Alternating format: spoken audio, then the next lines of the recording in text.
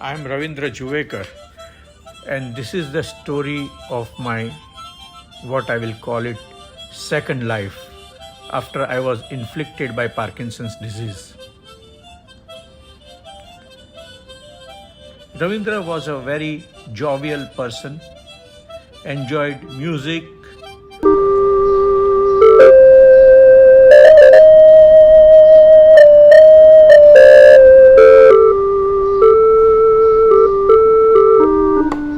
singing, and living the life to its full.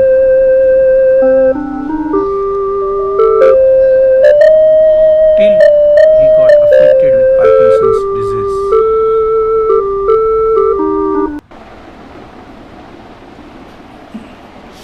This is his off condition.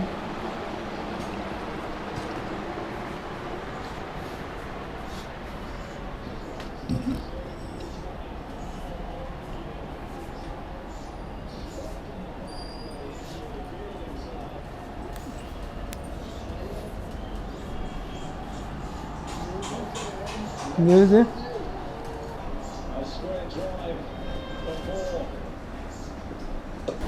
And now his life revolves around Yes. Syndopa taking medicines. Crush करके खाना है इसके लिए पहले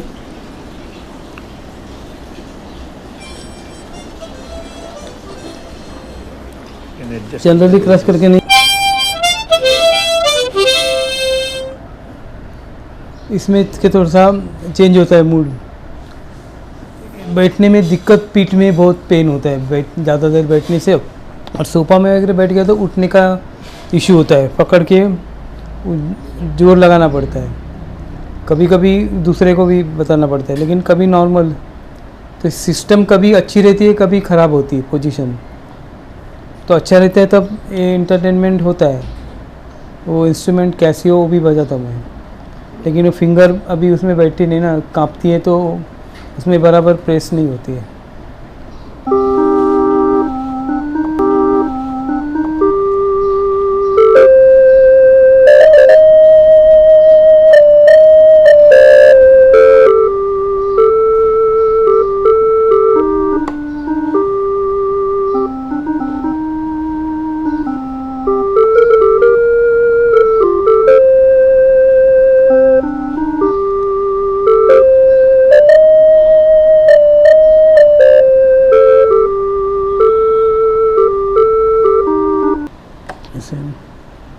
ताकि उंगली को भी थोड़ा सा ये हो जाता है, एक्सरसाइज हो जाता है। नहीं तो दिन भर वो कांपने से पूरा ये शोल्डर पूरा दर्द होता रहता है, इसीलिए थोड़ी एक्टिविटी करते रहते हैं उसमें। अभी ये पैर में थोड़ा नहीं प्रॉब्लम था, थोड़ा थोड़ा अभी इसमें भी आने लगा, राइट पैर में।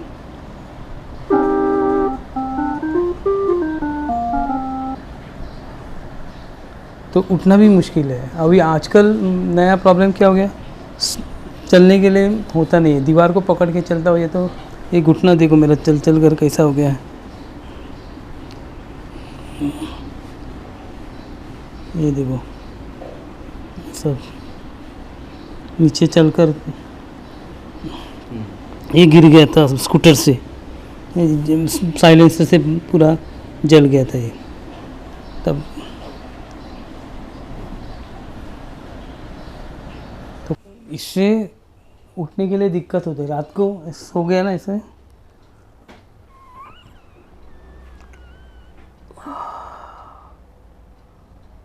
मूवमेंट रात का ऐसे और ऐसे भी नहीं होता है, बॉडी पूरा स्टीप होता है, इसलिए बेड निकाल दिया, सोफा कम बेड ले लिया ताकि उतरने के लिए आसानी हो। उठना है तो ऐसे टर्न करके नीचे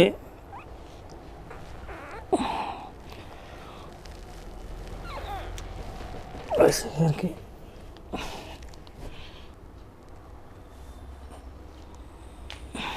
ये आवाज़ आ रहा है, कड़क कड़क कड़क, हड्डियों का पूरा आवाज़ है। फिर इसको लेकर बाथरूम वगैरह जाना है तो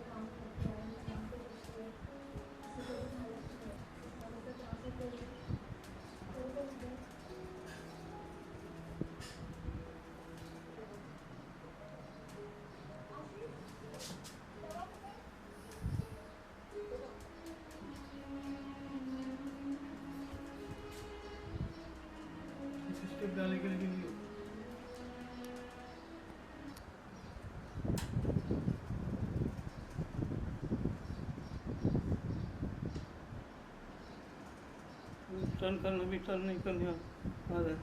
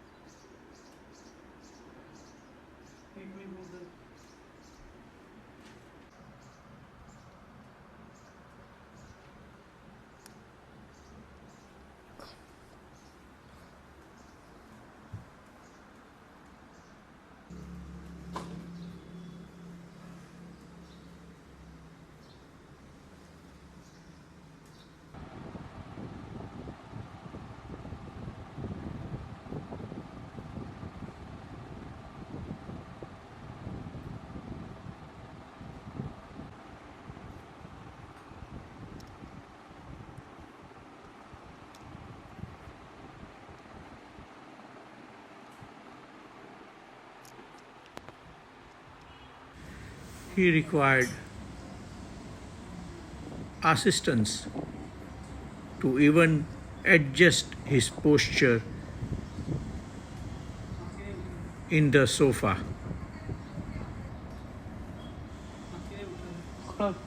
बिठा देना तो ढंग से खड़ा बिठा देना तो ढंग से सोफे और बस अरे बस ना उठा दो देखो सोफे और बस अरे बस ना उठा दो मुझ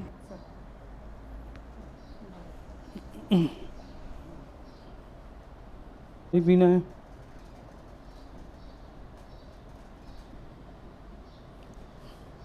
हाथ दर्द करे तो करे क्या बताओ कुछ कर नहीं सकते उसको सपोर्ट भी नहीं दे सकते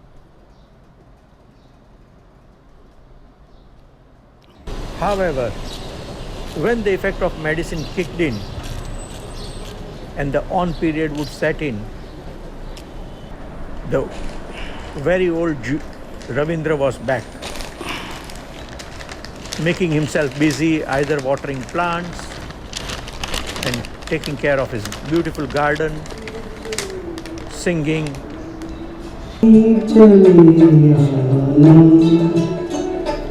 or reading newspapers.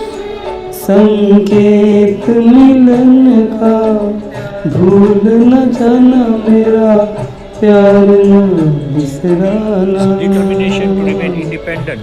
जब दीप जले आना जब शाम ढले आना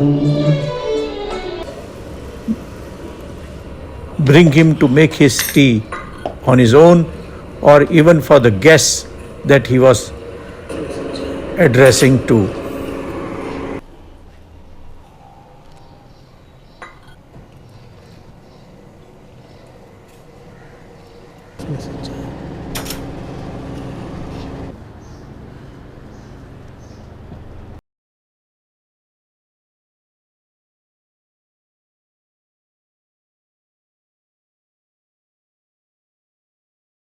था ना, तो उनने ये मेडिसिन सब लिख के दिए, बोला 10 साल तक आपको कोई प्रॉब्लम नहीं है, मेडिसिन लेते रहो। 6 महीना 7 महीना हुआ मेडिसिन लिया, तो मेडिसिन के बाद कोई असर ही नहीं, ज़्यादा बढ़ गया, डबल जो था उसमें भी और बढ़ गया। फिर क्या करेंगे अभी करके, तो एक दिन देखा उधर का इसमें यूट्यूब में तोशी साहब, तो मैंने डिस्कस किया डॉक्टर से, हमारे फैमिली, तो उन्होंने बोला आपको लगता है तो आप जाकर मिल लो ना। फिर सर से मिले, तब उन्होंने बोला ये करना ज़रूरी है, क्योंकि साइड इफ़ेक्ट नहीं होना चाहिए, नहीं तो गोली का क्या है, आप गोली खा रहे हैं और उसका असर नहीं हुआ तो किडनी और लिवर डैमेज होते हैं। बरोबर।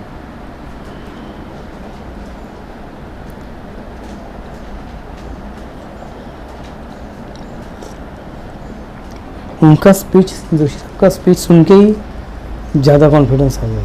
सर का हाँ, सर बहुत ही अच्छे। उन्होंने बोला ना आफ्टर सर्जरी आप स्कूबा डाइविंग कर सकते हैं, एयर जंप कर सकते हैं। कहने का मतलब आपके पास वो जो कॉन्फिडेंस होता है। और ये क्या दिन भर हिलता रहता है, तो ये यहाँ शोल्डर पूरा पैक हो जाता है। ये शोल्डर सबसे ज़्यादा दर्द ये शोल्डर होता है, इतना पोर्शन ऐसा हाथ सोते समय रख दिया जाता है तो पूरा भर जाता है। My husband, Mr. Ravindra Zuvekar, he was suffering from this Parkinson's disease since last 12 years. So now his condition was deteriorating day by day. हमारे कॉलेज के दोस्त हैं महेंद्र पवार जी, उनकी भी यहाँ पे DBS सर्जरी हुई है, जो होने के बाद उनसे मैं मिलने गया था। उनकी हालत इतनी नाजुक थी कि 10 पैर से उन्हें चलना भी था, 10 कदम चलना था तो कम से कम मुझे आधा घंटा लगता था। मैं खुद वहाँ उनके पहले भी मिला था, लेकिन अब मैं उनको देख रहा था कि इतने स्पीड में वो चल रहे थे। इतना इम्प्रूवमेंट मुझे देखकर बहुत अच्छा लगा। और उसी वक्त मेरे कॉलेज की दोस्त है चित्रा, उनका मुझे कहते कहते उन्होंने भी कहा था कि मेरे हस्बैंड को भी थोड़ी ऐसी प्रॉब्लम आ रही है। तो तुरंत मैंने उनको ये बता दिया कि ऐसे से महेंद्र वो भी जानते थे उनके, क्योंकि वो हमारे कॉलेज का दोस्त है। One of my our family friends suggested name of Dr. Paresh Doshi, who is specialist in doing DBS surgery. So we went, we took his appointment. And काम क्या करते थे आप? Earlier I was in defence, अच्छा, defence में। उसके बाद stock exchange में, नेशनल स्टॉक एक्सचेंज में। तो इंडियन आर्मी में से After 20 years, रिटायरमेंट होता है। we took VRS. ओके, 58 है अभी तक, तो उधर से क्या किया है? तो उधर से मेरे को प्रॉब्लम होने लगा ये ज़्यादा मिली। कितना साल से? We left the job at 2021. 20, अच्छा, 1 year बैक ओनली। हाँ हाँ हाँ हाँ हाँ। Teacher says कि if you are doing well, we are taking no problem at all. No, you are young, you should not, because the purpose of surgery is to make him join the work, because घर बैठेंगे तो तकलीफ होती है। He is very much ready for that.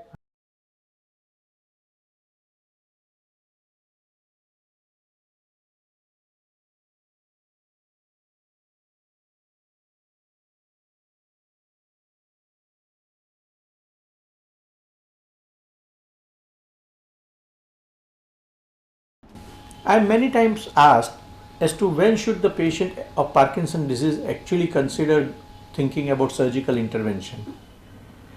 Let me explain you in a little detail. There are 3 important problems about a patient of Parkinson's disease as the disease progresses. One of them is what we call motor fluctuation.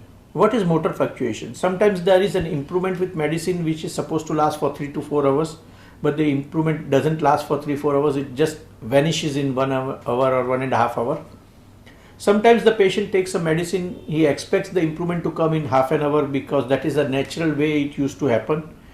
But especially on a day when he is supposed to go out or attend a social function, the power of the medicine doesn't come. What the patient described, he did not feel the on after the medicine, and he is waiting and the on doesn't come. The more anxious he becomes, the more elusive the on becomes. So this is motor fluctuation. The second aspect is dyskinesia. Dyskinesias are involuntary movement. At the peak dose of medication or when the dose of the medication is wearing off, either way, sometimes these patients develop involuntary movement like dancing, and in most of the patients they are mild, In some patients there's moderate, and in very few patients it is very severe. And these are the side effects of medicine. You can't take more medicine, you cannot take less medicine, and this is causing a lot of disturbance in patients' activities of daily living and his social life. And the third is another side effect of medicine called hallucinations. Patients start imaging things which are not existing. They start doubting their partners. They start imaging people watching them, people seeing them. In fact, my second patient of deep brain stimulation surgery in 1998 was a lady who was unable to change her clothes because she felt that someone is always watching her. So these are the three different parts of problems that the advanced patients of Parkinson's disease suffer, and that is when you should think about deep brain stimulation surgery, because deep brain stimulation surgery will help you to cut down on the medication. It also helps to resolve this motor fluctuation which are on off, it fluctuating. And the third part is that because it is substituting or working similar to medicine, you can have lesser medicine and hence lesser side effects.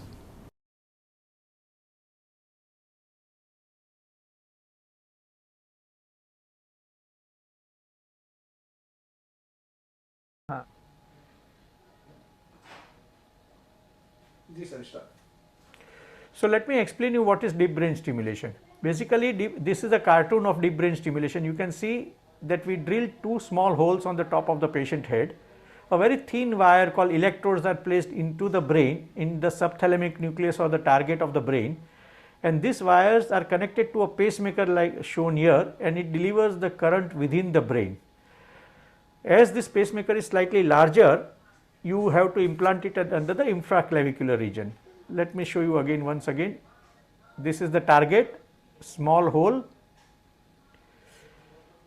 Electrodes are sent into the brain, connected to a pacemaker. The pacemaker is an electrical stimulator which sends current into the brain.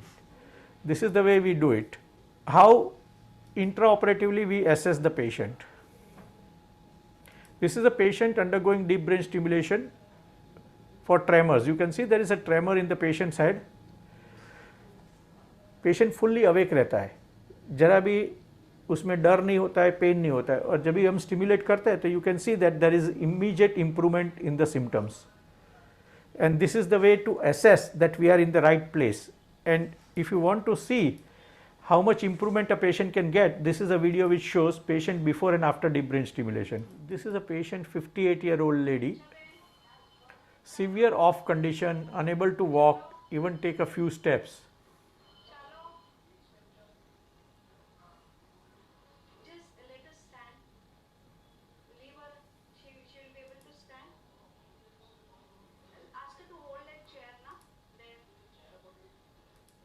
Unable to walk, take a few steps before the surgery. This is the video before the surgery in her off condition. Let me now show you a video how she improved after surgery. Again, this video has been recorded in off condition only. You can see her stoop posture has gone away. She is now able to walk properly.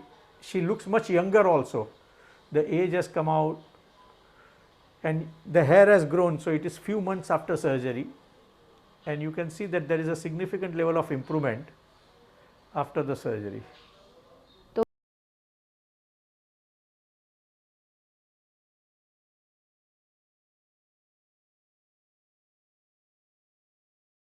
उन्होंने हमारे सारे doubts बहुत ही अच्छी तरह से clear किए और हमें सर्जरी के बारे में पूरा एश्योरेंस दे दिया कि परफेक्टली नॉर्मल हो जाएंगे आपके husband after this surgery. So then we decided to go for the surgery. We really thanks the entire team of doctor Paresh Joshi sir for this positive approach and giving us this courage to take this decision of DBS surgery. Thank you, doctor. Now let me explain you how we perform surgery at Jaslok Hospital and Research Center. We have found that MRI is the most crucial part about getting a successful outcome of deep brain stimulation surgery, and hence we perform all our MRIs for planning under general anesthesia. These MRIs are typically 40-45 minute sequences, and it is very difficult for patient to lie still. Even in a 10-minute sequence, if the patient moves the head once, that sequence is wasted for us. So in order to get the high quality of MRI, we perform MRI under a 3 Tesla, which is the highest magnetome machine in the country, and get the best images that are possible. The second part of the surgery is performed under local anesthesia. This is very important to us because we want patient to give us the feedback about how well the target localization is. Let me explain you this in a little more detail. The first way to explore the target is by microelectrode recording. We record neuronal activities from single cell using a state-of-the-art microelectrode recording. This tells us how accurate we are in localizing the target. Once we have found the target or the tract in which the maximum amount of recording is available, we do a neurophysiological stimulation wherein the patient's response to the stimulation is assessed. So if the patient has tremors, the tremors will stop. Patient has rigidity, the rigidity will improve. Patient is slow or bradykinetic, the bradykinesia improves. So this is the response to the stimulation. Not only that is important, but we also want to ensure that there are no side effects. Once we have confirmed that, we then implant the electrode in that trajectory. Now this whole process takes around 4 to 5 hours despite our high level of efficiency. The surgery is like a military drill. People who have observed this have found that it is so well planned and meticulously executed. One of the reasons being that we have a very huge experience of this, and the team has been consistent for last 15 years working together. So it becomes an automatic process for them. We have more than 650 deep brain stimulation surgeries performed at Jaslok Hospital, which is one of the highest in Asia in a single given center by a single doctor. So once we have got this surgery done completed, we do not want the patient to be subjected to a general anesthesia for implantation of the pacemaker on the same day. That would save some cost, but it increases the risks for the patient. So we then bring the patient back to the room. The patient is given his lunch. He is able to take his levodopa medicines, and then he is relaxing in the afternoon. Next day in the morning when he is fresh, we take him to the operation theatre and put the pacemaker under general anesthesia. This again is a 2-hour procedure. Once he comes back around 11 o'clock to the room, at around 3 o'clock he can take his lunch, and then he is ready for next part of the treatment, which is post-operative programming, which starts on day 3, 4 or 5 depending on the recovery of the patient and how he feels. Most of the patients are on a stable post-operative programming by the end of a week or the time of the discharge, and we are able to reduce the medication by 30 to 50% depending on a patient-to-patient basis. It is the day of surgery, and Ravindra is entering Jaslok Hospital with great expectations. He knows that if all goes well, he would be relieved of his misery in 3 to 4 days. He is now checking in at the nursing station and he is guided to his room.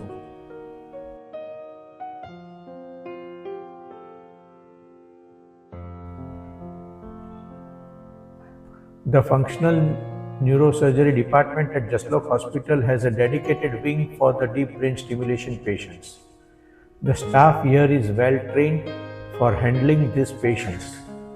The atmosphere and ambience is created to make the patient most comfortable. Even the general ward beds have lesser density than the regular general ward beds of the hospital. Once settled in the room, the patient will change into the hospital clothes and his pre-operative assessment will be performed. This will form the basis of his Parkinson's disease management during the years to come. First, the patient is assessed in off condition. This is supposed to be his worst condition. Video recording and UPDRS scorings are done at this time.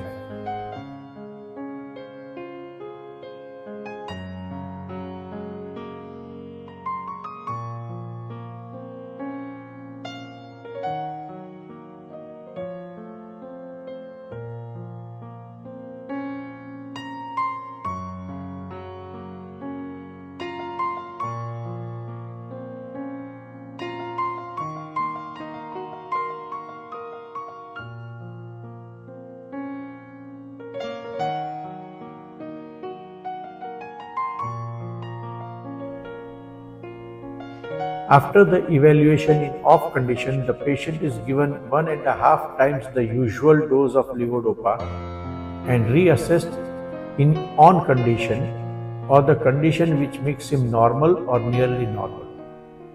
It can be seen here that there is a remarkable improvement in his symptoms. His tremors have disappeared, he is able to get up independently and walk almost normally. This is much different from what we saw when he was entering the hospital. Dr. Doshi tells us that the patient would get this level of improvement after deep brain stimulation surgery, and this improvement could become across 70 to 80% of his day. There is a lot of research work which is undertaken at the Jaslok Hospital by Dr. Doshi and his team, and hence some of the evaluation are very unique to this center. However, the benefit of this is to the patient. Besides this, routine medical and cognitive evaluations are also performed to ensure that the patient is fit for surgery. If needed, references to the specialists like endocrinologists or cardiologists are also made. It is the morning one day prior to surgery.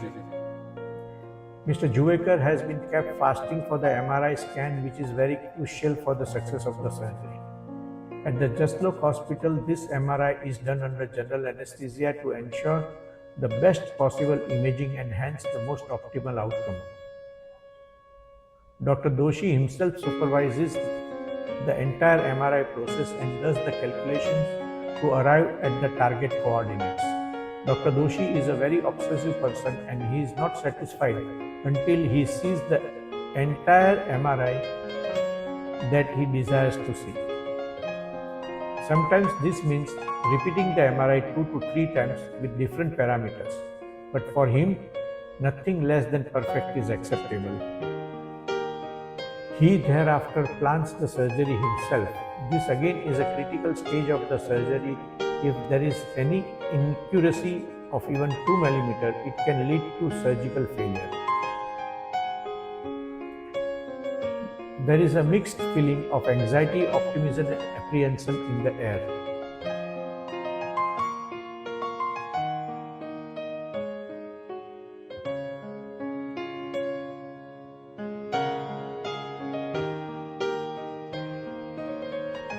Patient is being taken to the operation theatre.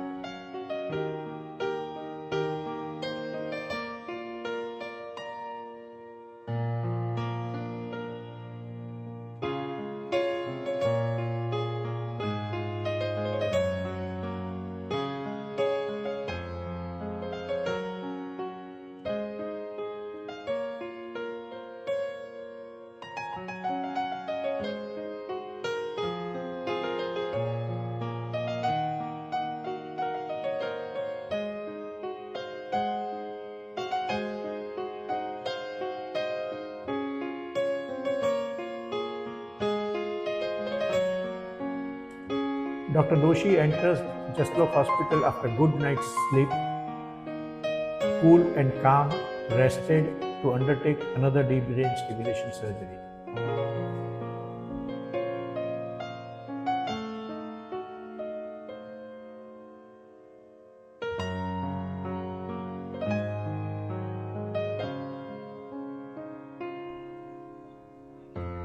I always ensure that I do not have late night, have rested well and have no pressing engagement on the day of DBS, as I want to focus and concentrate on the big day myself. For me, even after more than 600 deep brain stimulation surgery, the protocol and focus remains unchanged.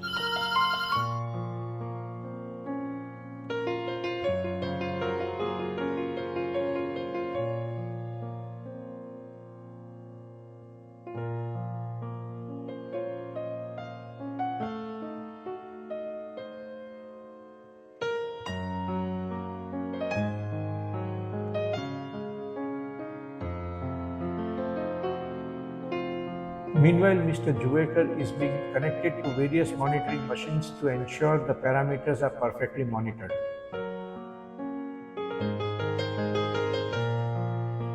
Dr. Doshi enters the operation theatre at this time.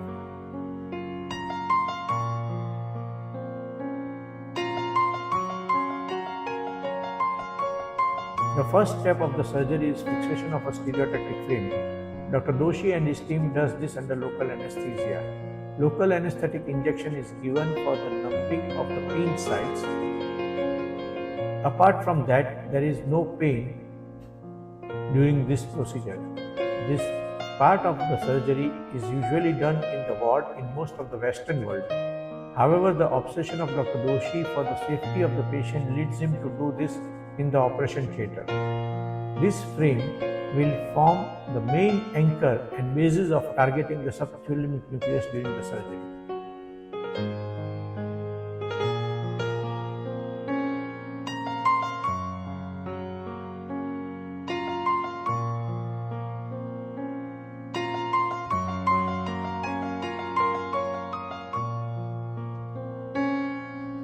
The next step is to acquire stereotactic CT scan. This is done to help the localization of the target that has been previously determined on the MRI.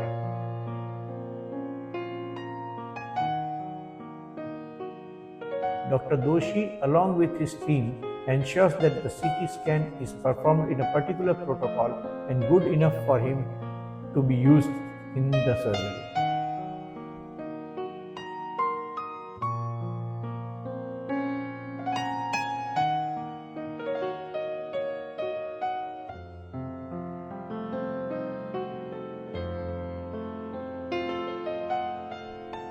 Patient is now back in the operation room and the cleaning of the operating part is started. Patient is connected to an oxygen cannula and given a comfortable position with proper support.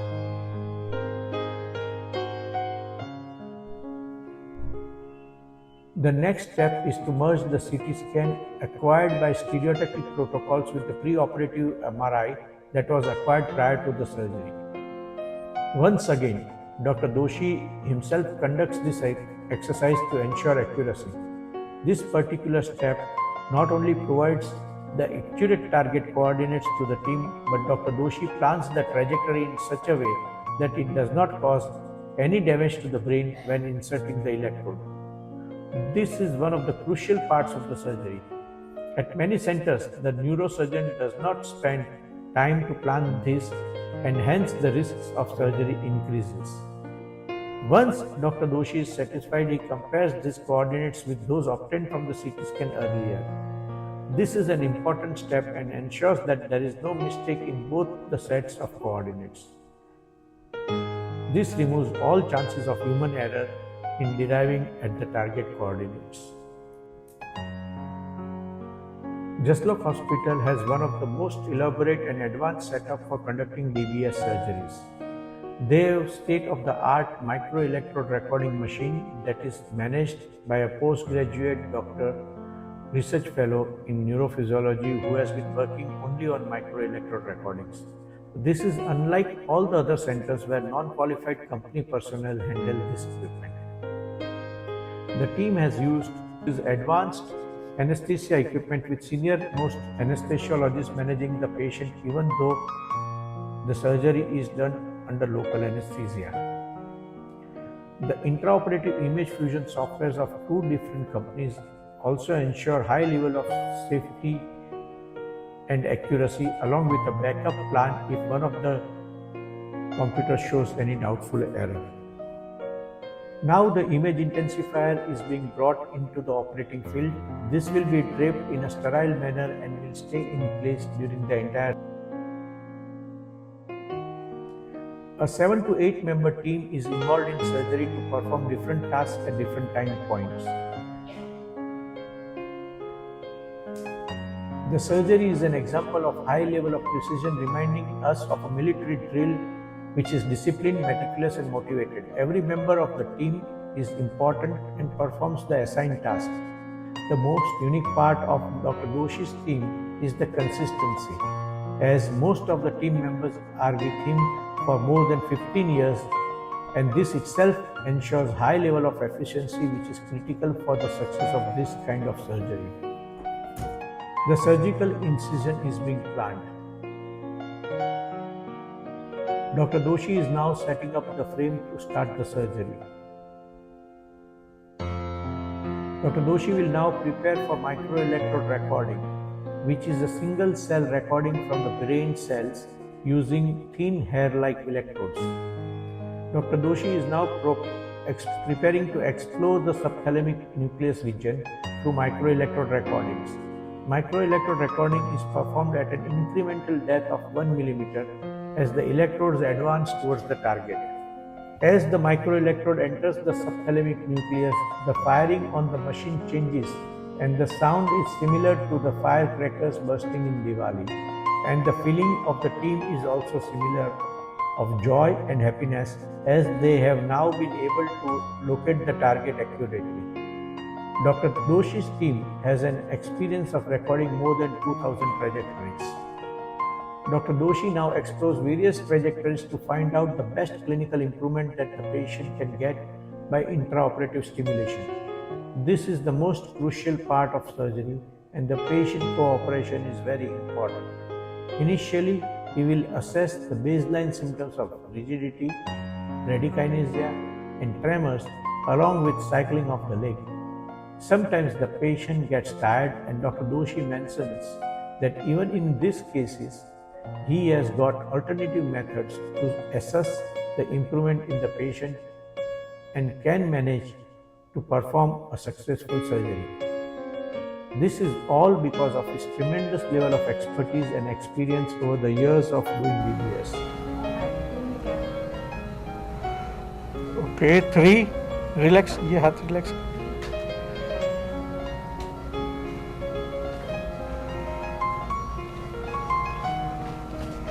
%, 70 to 80% improvement. हाथ घुमाइए, हाथ पूरा. Mild dyskinesia in the upper limb. Cycle. Okay. How does this feel like? This one better. Better than medicine. Sir. हाँ. Dr. Doshi will now replace the MER electrode with the permanent electrode under fluoroscopic guidance.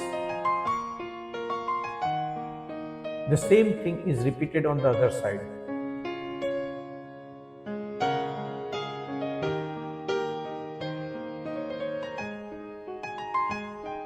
Dr. Sonali, the postdoctorate fellow, explains the microelectrode recording.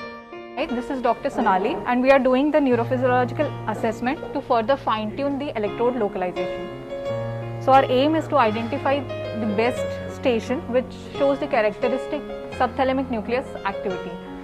In this case, STN is our target. So we have taken 3 tracks in this case, central, posterior and anterior, and we'll choose those stations which will give characteristic target activity, that is increase in background activity and irregular firing. I'll show an example. You can see the irregular firing and increased background activity.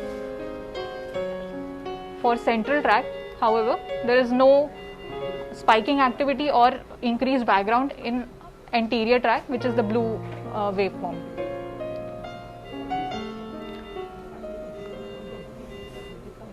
So the central station is chosen as the best track for electrode localization, and for this particular station and this track will be chosen for clinical assessment and stimulation.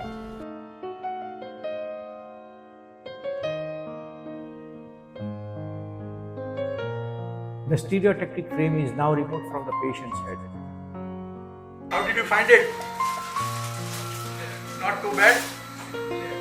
Relax. Okay, chill. This is the entire team that made this complex surgery possible.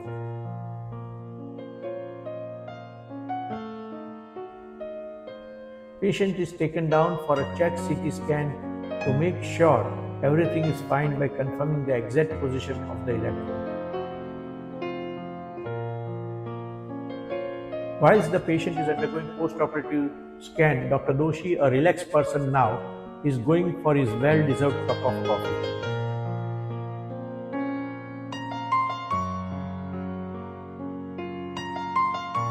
We have now got the post-operative scan of the patient and we shall be merging it with the pre-operative scan and the planning scan to see how accurate our lid placement is. we are now seeing the post-operative CT scan.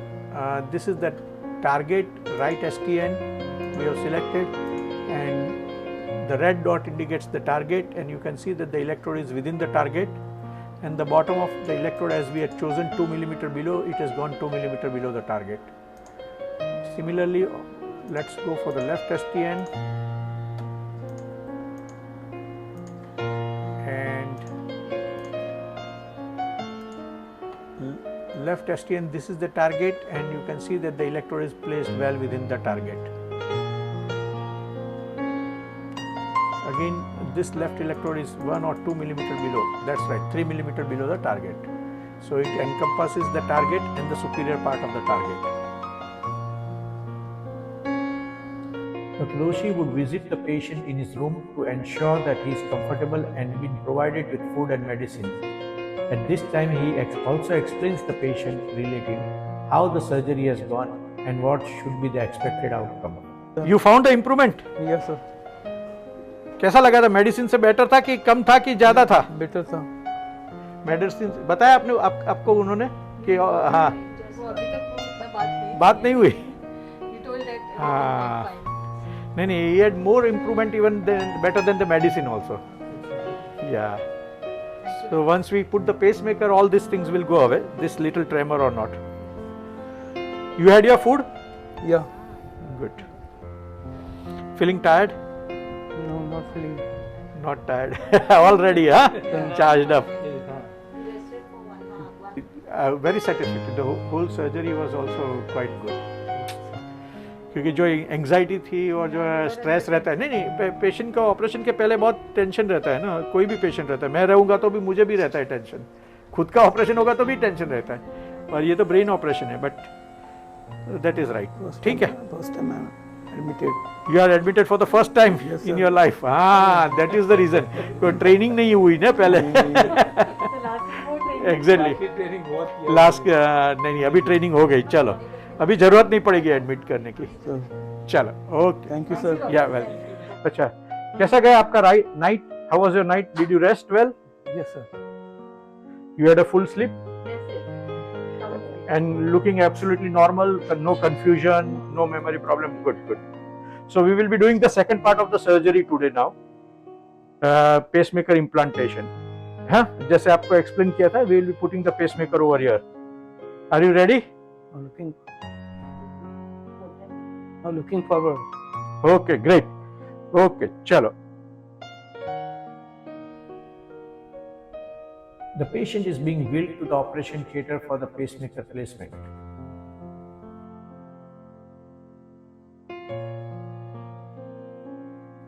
The pacemaker placement surgery has started. This is typically done under general anesthesia. The pacemaker is placed below the collarbone. With the help of tunneling tool, the leads are connected to the pacemaker with the help of an extension wire. Once again, obsession of Dr. Doshi forces him to do this entire surgery himself.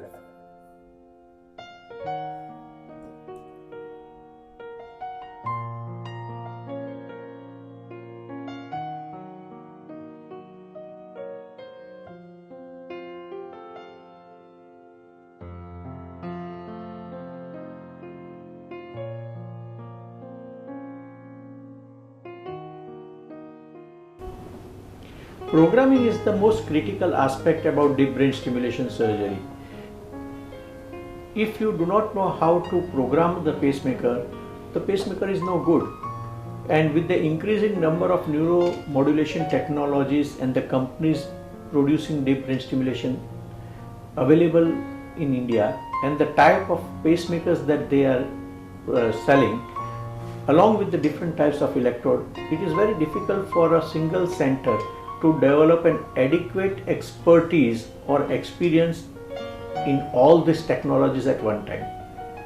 At Jaslok Hospital and Research Center, we are proud to tell that all these new technologies are first introduced with us so that we can give them a feedback as to how efficiently to work and make it easy for other doctors to use this technology. We have a large turnaround of patient, and hence we have enough number of cases for different technologies and different types of electrodes to learn ourselves and get acquainted with the programming methods. Once we have got a stable programming method, it becomes very easy for patient to get a better outcome. In fact, at our center, we every month reprogram 5 to 7 patients who have been operated elsewhere and who have not been able to get the benefit. We are able to capture back the benefit just by changing the programming stimulation parameters of this patient. Not only that, we also conduct several research projects and show the world how to efficiently use the newer technologies and make it more efficient and with better outcome for the patients.